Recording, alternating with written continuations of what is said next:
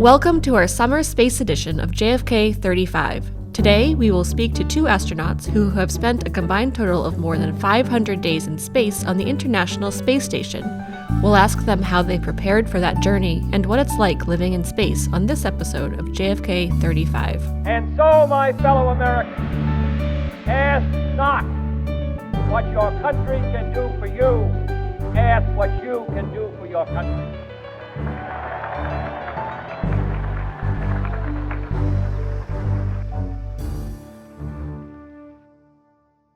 Welcome to this special bonus summer episode of JFK 35, a podcast by the John F. Kennedy Library Foundation. I'm Jamie Richardson. In celebration of the 50th anniversary of the moon landing and President Kennedy's vision that launched that effort, the JFK Library recently held a space summit, where an extraordinary group of scientific and business pioneers gathered to discuss the legacy of JFK's moonshot and what lies ahead for the future of space exploration.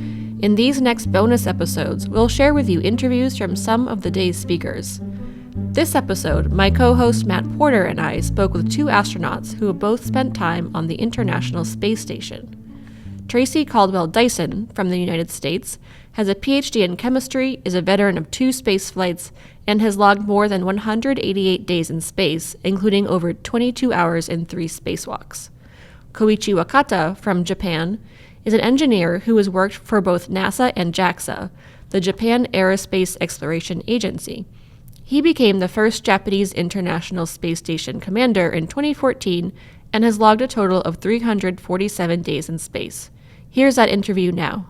Drs. Wakata, Dr. Dyson, thank you for being here. It's our pleasure. Yeah, it's our pleasure. So, did both of you serve, first of all, ever together on the International Space Station? And what was it like to be on that space station, whether you were together or not? No, we were not physically together on the space station. However, both of us are trained to work in mission control as capsule communicators, or CAPCOM for short. And that's where we would talk to one another, whether one was in MCC, mission control, or on orbit. So kind of you feel like you've been in space together. That's right. And we also had a training, outdoor leadership school training in the mountains of Colorado. Mm-hmm. So we had a lot of trainings together. So what was that like? How did going out into the mountains of Colorado prepare you for space? Well, we often use extreme environments like mountaineering or living underwater to as an analog to life in space. And so what it was like was 10 days of traversing the wilderness and packing up your stuff and unpacking it and just facing the challenges of every day. And each day, one of us would be the leader and the rest of us would be followers. So there were so many things that we got to practice about spaceflight. It was really analog. I thought it was like a space shuttle mission, a 2-week mission in outdoors. So we learned a lot, to form a good team building. And so I really enjoyed that, especially the nature of Colorado. And how did that, once you finally got onto the space station, how did that compare, that preparation? Did it really prepare you for being in space, or was it something that ended up being very different? I think, the intent of those training analogs is to help build expeditionary behavior.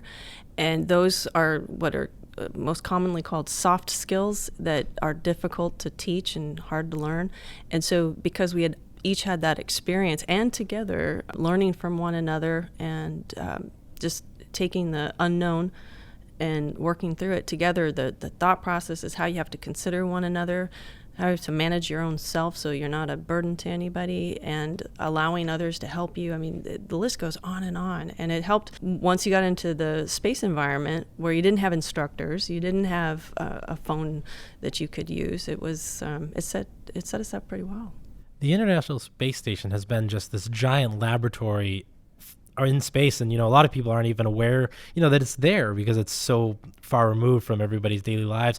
But for both of you, how has your work that you've done on the International Space Station been impactful to us here on the ground? What type of things do you do up there? Every day on board the space station, we do a variety of scientific experiments, and some examples are like protein crystallization, through which we can develop new medicines, for example. And it takes about maybe 15 years for medicine to be produced from the very beginning to all the way to the product. And by doing this crystallization, we can shrink the first period of this development of medicine. And we also can understand the mechanism of bone density loss and muscle strength loss by observing our physiological changes in space. And those things data will be able to be fed back to cope with aging issues and other physiological issues that people on the ground faces every day. Well, another question is, what do you do for when you're on the space station so far away from, all the things that we think about as what we can do when I walk outside? How do you guys live up there, and what do you do for fun? Is there time for fun while we're up Is there? there ever time for fun? If there is fun. Every moment is Every fun. moment's fun. I think sometimes you have to plan your fun so that you have implements on board to help with that. Some have played musical instruments. Others have. We have movies up there that we can watch together. We now have a projection TV. I put that in quotes because it's really just a fabric sheet that we can project movies and kind of have a movie night together if we want. We will eat usually dinner together because that's the period of time that's most quiescent for us. Breakfast and lunch are pretty busy. And books, looking out the window, I mean, that's the greatest form of entertainment, I would think, living in space. I totally agree with Tracy. And we were separated from our family and friends for many months. And it's important for us to be able to communicate with them through telephone conversation. And once a week, we have a TV conference with the family members on the ground. So those are very helpful to keep us up in psychological state. So and the food is very important too. And as Tracy mentioned, we have dinner together, and we have a variety of foods from different countries, from the U.S. and Russia, Europe, and Japan. And we trade our good stuff with our crewmates, and that was a lot of fun. So going back to food and the kind of beginning of the space race, you have the idea of Tang and all this freeze-dried stuff. How has it progressed since the early days? Is it better? It's way better. Yeah, Great. it's not in a tube. And I want Koichi to talk about it because some of my favorite food was from his country on board. And when I was there, we didn't have a large stash of it. And so it was hard to come by. I think today it's a little more readily available. Right. I mean, we love rice, and there are a lot of rice products, salmon and rice and curry rice and noodles as well. And some of the soup from Japan is really good. But I really like the barbecue. That's a NASA food. And we also have great, like a borscht soup from Russia.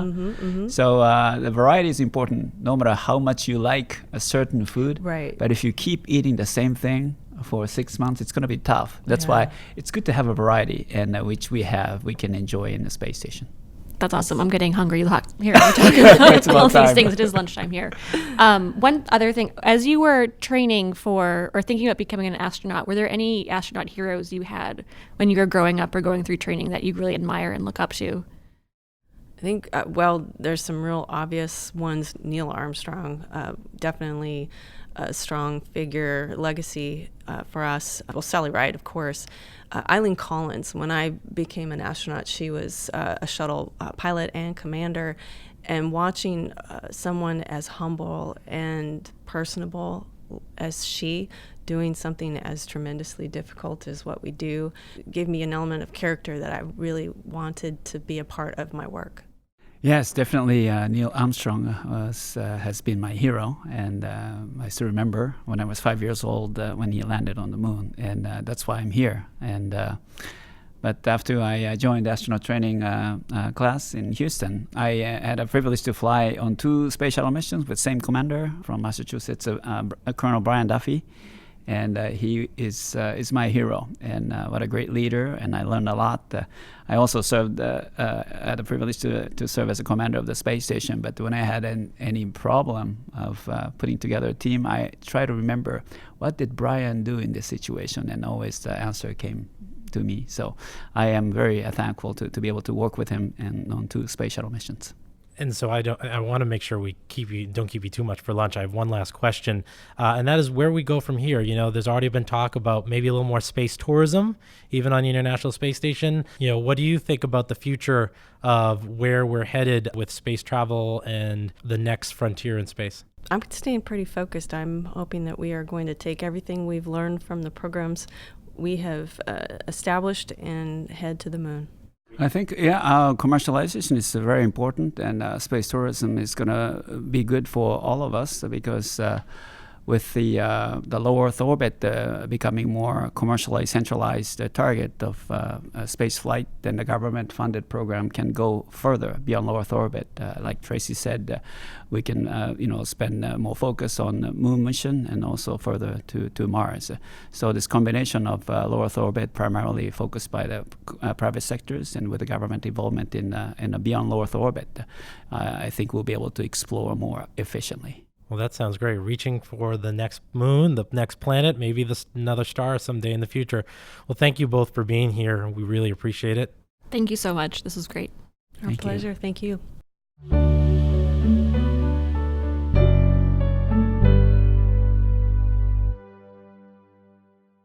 Thank you for listening to our interview with Tracy Caldwell Dyson and Koichi Wakata.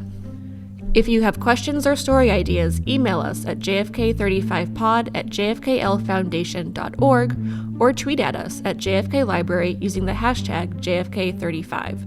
You can also follow us on Facebook and Instagram. And if you like what you heard today, please consider subscribing to our podcast or leaving us a review. Thanks for listening and have a great week.